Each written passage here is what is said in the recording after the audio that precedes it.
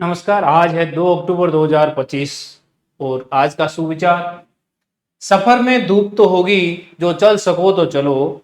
निदा फाजली साहब कहते हैं कि सफर में धूप तो होगी, जो चल सको तो चलो। सभी है भीड़ में, तुम भी निकल सको तो चलो। सफर में धूप तो होगी, जो चल सको तो चलो। सभी है भीड़ में, तुम भी निकल सको तो चलो। तुम भी निकल सको तो चलो।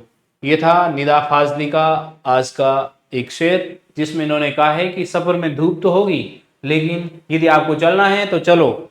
चल सकते हो तो आप चलिए। सभी है भीड़ में, भीड़ में बहुत सारे लोग हैं, सब लोग भीड़ में हैं। तुम भी निकल सको तो निकलो, तो चलो। तुम भी यदि निकलना चाहते हो इस भीड़ में, तुम भी सफर में चलना चाहते हो तो निकलिए। इसका मतलब है कि यदि आप कुछ करना चाहते हैं तो उस तरफ आप पहला कदम बढ़ाइए, अगले कदम स्वतः बढ़ जाएंगे। इसलिए आप कुछ करना चाहते हो, आप किसी की तैयारी करना चाहते हो, तो बैठे बैठे सोचते मत रहिए, उसके प्रति एक्शन लीजिए। ठीक है, केवल सोचने से कुछ नहीं होगा, आपको सफर में धूप में निकलना ही होगा। जब आप सफर में निकलोगे, आप पहला कदम उठाओगे तो आने वाले कदम स्वतः ही उठ जाएंगे। इसलिए आप कुछ करना चाहते हो तो इस सफर में कदम बढ़ाते चलो, आप निकल चलो, आप घर से निकल जाओ। आप जिस दिशा में अग्रसर होना चाहते हो उस दिशा में अपना कदम बढ़ाइए, सोचते मत रहिए। ठीक है, चलते हैं 2 अक्टूबर के करंट अफेयर पे। और पहली न्यूज है पंडित छन्नूलाल मिश्र जी के निधन की। पंडित छन्नूलाल जी मिश्र कौन थे? हिंदुस्तानी शास्त्रीय संगीत उसके दिग्गज गायक है। कौन से? हिंदुस्तानी शास्त्रीय संगीत के कौन सा घराने से संबंधित है? किराना घराना। कौन सा घराना है? किराना घराना। अभी कौन सा किराना घराना क्या है मैं आपको बता दूंगा। 89 वर्ष की उम्र में इनका निधन हुआ है मिर्जापुर के अंदर। और ये ख्याल, ठुमरी, दादरा और भजन, इनकी गायकी के अंदर इनको विशेषज्ञता थी। और 2010 में भारत सरकार ने इनको पद्म भूषण से सम्मानित किया था। और उत्तर प्रदेश सरकार ने इनको एक पुरस्कार दिया जिसका नाम है यश भारती सम्मान। और एक बात रोचक यहाँ ध्यान रखना है कि जब 2014 में वाराणसी लोकसभा सीट से प्रधानमंत्री मोदी जी नामांकन भर रहे थे, उस समय पंडित छन्नूलाल जी मिश्र इनके प्रस्तावक भी रहे हैं। तो मोदी जी के प्रस्तावकों में भी इनका नाम सम्मिलित है। तो पंडित छन्नूलाल जी मिश्र का निधन हो गया है। किराना घराना क्या है एक बार देख लेते हैं मोटे तौर पे कि ये हिंदुस्तानी जो शास्त्रीय संगीत है, एक कर्नाटक शास्त्रीय संगीत और एक हिंदुस्तानी शास्त्रीय संगीत। तो ये हिंदुस्तानी शास्त्रीय संगीत के ख्याल गायकी के सबसे महत्वपूर्ण घरानों में से एक है। किराना घराना कौन सी गायकी से संबंधित है? ख्याल गायकी।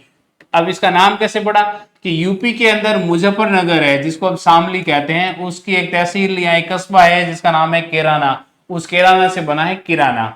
संस्थापक कौन थे? उस्ताद अब्दुल करीम खान। कौन है इसके संस्थापक? उस्ताद अब्दुल करीम खान जी। और बीनकार बंदे अली खान और नायक गोपाल भी इनके संस्थापक माने जाते हैं कुछ लोगों के अनुसार। अब किराना जो घराना है वो आलाप प्रदान गायकी से संबंधित है और सुरीलेपन के लिए प्रसिद्ध है। आलाप प्रदान का मतलब क्या होता है कि राग के कुछ खास स्वरों को विस्तार से बहुत लंबे टेर में गाते हैं वो, और गहराई से गाते हैं। ये राग के स्वरूप को समझने या स्पष्ट करने पर जोर देता है। सुरीलापन का मतलब है कि स्वर को सर्वाधिक महत्व दिया जाता है और सुरीलापन से, और वो उसकी आत्मा मानी जाती है। इसमें जो विलंबित लय होता है, धीमी गति से गायन किया जाता है, जिसमें गायक को स्वर पर पूरा नियंत्रण रखने का अवसर मिलता है। मींड का प्रयोग, एक स्वर से दूसरे स्वर तक जाने के निरंतरता, कंटिन्यूटी बनाए रखने के लिए इसमें स्वरों को खींचकर जोड़ा जाता है, जिसे मींड कहा जाता है। क्या कहा जाता है? मींड। कर्नाटक शैली का प्रभाव भी है। उस्ताद अब्दुल करीम खान ने कर्नाटक शैली के जो सरगम गायन को हिंदुस्तानी संगीत में अपनाया था। अब इस घराने के महत्वपूर्ण कलाकार कौन कौन से हुए? एक तो अब्दुल करीम खान, दूसरे अब्दुल वाहिद खान, तीसरे Pandit Bhimsen Joshi. Very very very important, ध्यान रखना। पंडित भीमसेन जोशी का संबंध कौन से घराने से है? किराना घराने से है। और एक है गंगूबाई हंगल। तो ये सभी थे किराना घराने से। तो बीच में किराना घराना आ गया था, इसलिए थोड़ा बताना जरूरी था। स्वच्छ भारत दिवस कब मनाया गया? 2 अक्टूबर को गांधी जयंती पर स्वच्छ भारत दिवस इस दिन पर राज्य स्तरीय एक प्रोग्राम आयोजित किया गया जिसका नाम है स्वच्छोत्सव। क्या है? स्वच्छ भारत दिवस समारोह मनाया गया। श्री हरिभाऊ बागड़े इसके मुख्य अतिथि थे और इसका नाम दिया इनको स्वच्छोत्सव। क्या नाम है? स्वच्छोत्सव। ठीक है, तो स्वच्छ भारत दिवस कब मनाया जाता है? 2 अक्टूबर को। नेक्स्ट, मुख्यमंत्री श्री भजनलाल शर्मा द्वारा सहकार सदस्यता अभियान का शुभारंभ किया गया। कल भी अपने 1 अक्टूबर वाले करंट अफेयर में बात की थी सहकार सदस्यता अभियान के बारे में। देखो क्या अभियान है, 2 अक्टूबर 2025 को ये इस अभियान का शुभारंभ किया गया। राजस्थान सरकार का जो सहकारिता विभाग है वो इसका नोडल विभाग है। किसने किया? भजनलाल जी ने किया। कहां पर किया? कॉन्स्टिट्यूशनल क्लब जयपुर में किया। अभियान का नाम क्या है? सहकार सदस्यता अभियान। ठीक है ना। कब से कब तक चलेगा? 2 अक्टूबर से लेकर 15 अक्टूबर तक सहकार सदस्यता अभियान चलेगा। उद्देश्य क्या है? इसमें महिलाओं और युवाओं को सहकारिता से जोड़ना इसका प्रमुख उद्देश्य है। जो वृद्धि का लक्ष्य रखा गया इसमें 10% की वृद्धि का लक्ष्य, समितियों की संख्या बढ़ाने का जो लक्ष्य है, यह ध्यान रखना। तो ये जो सहकार सदस्यता अभियान है इसमें 2025 में इनकी समितियों की संख्या में कितने प्रतिशत की वृद्धि का लक्ष्य रखा गया है? 10%। ठीक है ना। जो पैक्स है जिसको प्राथमिक कृषि ऋण समितियां बोलते हैं, प्राइमरी एग्रीकल्चर क्रेडिट कमिटीज, ठीक है, पैक्स, उस पर शिविर आयोजित किए जा रहे हैं। और नवीनीकरण और सुविधा विस्तार में क्या है? नवीन पैक्स का गठन किया जाएगा और जिनके पास में भूमिहीन है, जो भूमि नहीं है, उनको भूमि आवंटन का काम भी किया जाएगा और दलहन मसालों आदि को सहकारिता से जोड़ने का प्रयास भी किया जाएगा। और मुख्यमंत्री किसान सम्मान निधि योजना है ना, उसमें राज्य सरकार कितने रुपए देती है? 3,000 रुपए अतिरिक्त राशि देती है। 6,000 तो वो दे रही है केंद्र सरकार, प्लस 3,000 ये और है, तो टोटल 9,000 रुपए। प्रधानमंत्री किसान सम्मान निधि योजना केंद्र है वो 6,000 रुपए देती है। ठीक है ना। गोपाल क्रेडिट कार्ड ऋण योजना पशुपालन के संदर्भ में डेयरी संबंधी गतिविधियों के लिए कितने रुपए मिलते हैं? 1 लाख रुपए का ब्याज मुक्त अल्पकालीन ऋण उपलब्ध करवाया जाता है। तो गोपाल क्रेडिट कार्ड जो योजना है उसमें 1 लाख तक का ऋण ब्याज मुक्त मिलेगा। ठीक है, कौन सी योजना है? गोपाल क्रेडिट कार्ड ऋण योजना। पशुपालन के सेक्टर में आपको 1 लाख रुपए तक का जो ऋण है वो ब्याज मुक्त मिलेगा। अन्न भंडारण योजना में जो पैक्स स्तर पर गोदाम या प्रसंस्करण यूनिट या कस्टम हायरिंग सेंटर शुरू किए गए, जैसे श्री गंगानगर जिले में गमूड वाली पैक्स है, वहां पर अन्न भंडारण योजना चल रही है। सहकारी बैंकों के माध्यम से भी ऋण दिया जा रहा है। पैक्स का कंप्यूटरीकरण भी किया जा रहा है। अब देखो, मोदी जी ने जुलाई 2021 में एक अलग से सहकारिता के क्षेत्र में एक मंत्रालय की स्थापना की जिसका नाम है सहकारिता मंत्रालय। तो कब स्थापित शुरू की? जुलाई 2021 में सहकारिता के लिए एक अलग से मंत्रालय भी बना दिया। और केंद्रीय सहकारिता मंत्री कौन है? अमित शाह ने सहकार से समृद्धि का मंत्र दिया, सहकार से समृद्धि का। अब राजस्थान की स्थिति यहाँ पर सहकारिता के क्षेत्र में ध्यान रखना, राजस्थान इंडिया के टॉप 5 स्टेट में शामिल है सहकारिता में सफलता के क्षेत्र में। ठीक है, और इन्होंने राम जल सेतु लिंक परियोजना, यमुना जल समझौता और देवास परियोजना के विस्तार को धरातल पर उतारने की भी बात किसने की है? ये जो शुरू हुआ है सहकारिता वाला, इस अभियान में इन्होंने चर्चा की थी, तो नाम आया तो मैंने लिख दिया। 68वें राष्ट्रमंडल संसदीय सम्मेलन में राजस्थान का प्रतिनिधित्व कौन करने जा रहे हैं? श्री वासुदेव देवनानी जी। कौन है? राजस्थान विधानसभा के अध्यक्ष है। कहां पर हो रहा है ये? तो ये हो रहा है बारबाडोस। कहां पर? ये बारबाडोस एक कैरेबियन कंट्रीज है। ठीक है ना। कौन से नंबर का हो रहा है? 68वां हो रहा है। और कब हो रहा है? 5 से लेकर 12 अक्टूबर के बीच में होगा। अब सम्मेलन में क्या क्या होगा? भारतीय दल में राजस्थान विधानमंडल का प्रतिनिधित्व कौन कर रहे हैं? वासुदेव देवनानी जी। वहां क्या होगा? लोकतंत्र और संसदीय व्यवस्थाओं की मजबूती पर पेपर प्रेजेंटेशन होगा। ठीक है। राजस्थान विधानसभा में किए गए नवाचारों और जनहितकारी पहलुओं की जानकारी भी विश्व स्तरीय पटल पर श्री वासुदेव देवनानी जी रखेंगे। तो ध्यान रखना, 68वां राष्ट्रमंडल संसदीय सम्मेलन कहां पर आयोजित होने जा रहा है? बारबाडोस। कहां पर? ये कैरेबियन कंट्रीज है। कब हो रहा है? 5 से लेकर 12 अक्टूबर के बीच में हो रहा है। नेक्स्ट, वन्य राज्य मंत्री ने सरिस्का में वन्य जीव सप्ताह का शुभारंभ किया। ध्यान रखना, वन्य, कल भी मैंने चर्चा की थी कि वन्य जीव सप्ताह कब से कब तक है? 2 से लेकर 8 अक्टूबर के बीच में। ठीक है। तो ये वन राज्य मंत्री जी वहां सरिस्का गए थे, अलवर, और वहां पर इन्होंने इस वीक की शुरुआत की है। और सरिस्का विभाग परियोजना चल रही है। सप्ताह का उद्देश्य क्या है? प्रकृति और पर्यावरण से जुड़ा और उसका संरक्षण करना। ध्यान रखना, सरिस्का का नाम आया तो सरिस्का के बारे में एक बात ध्यान रखना कि ये यहाँ पर वाइल्ड लाइफ सेंचुरी है, वन्य जीव अभ्यारण्य की स्थापना हुई 1955 में। कब हुई? 1955 में। और सरिस्का में जो प्रोजेक्ट टाइगर शुरू हुआ वो हुआ 1978 में। कब हुआ? 1978 के अंदर।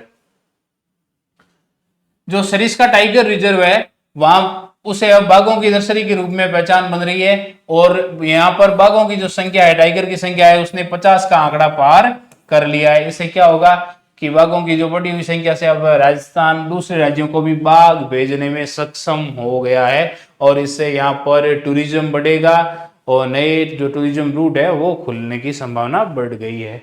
नेक्स्ट, खांसी की दवा की गुणवत्ता। देखो राजस्थान में अब चर्चा में आ रहा है, अखबार में न्यूज में आप देखते होंगे कि खांसी की दवा के कारण बहुत सारे बच्चों के जो नुकसान हो रहा है, ठीक है ना, बहुत सारे बच्चों का निधन भी हो रहा है इसके कारण।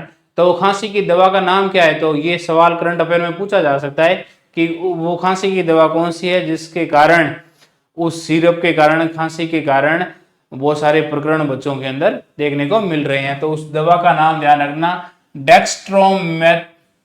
डेक्स्ट्रोमेटोरफन। क्या नाम है? डेक्स्ट्रोमेटोरफन HBr। HBr का मतलब होता है, ये ब्रोमाइड है। Br का मतलब क्या होता है? ब्रोमाइड, ठीक है।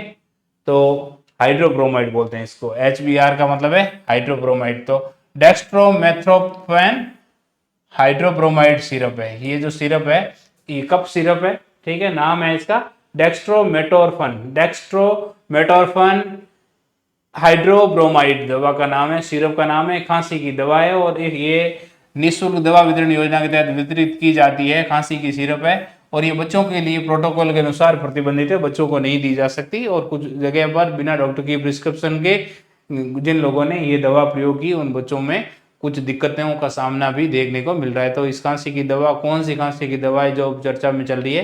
तो नाम याद रखना, डेक्स्ट्रोमेथोरफेन, ठीक है, डेक्स्ट्रोमेटोरफन हाइड्रोब्रोमाइड HBr।